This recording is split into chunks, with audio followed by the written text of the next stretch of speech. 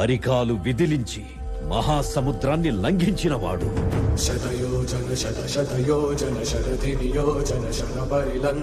రాక్షస సైన్యాన్ని మట్టుబెట్టి రావణుడి సింహాసనాన్ని కంపించినవాడు.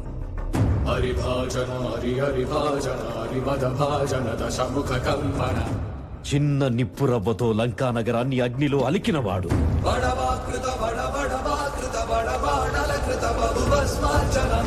త్రేతాయుగంలో రాముడి నీడయ్యాడు.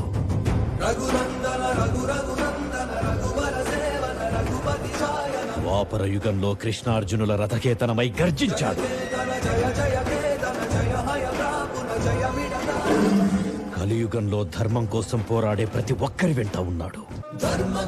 నిర్వహణ కోరిన దర్పకూడ దుర్జయ సమమౌనని చాటిన నాటి పురాణ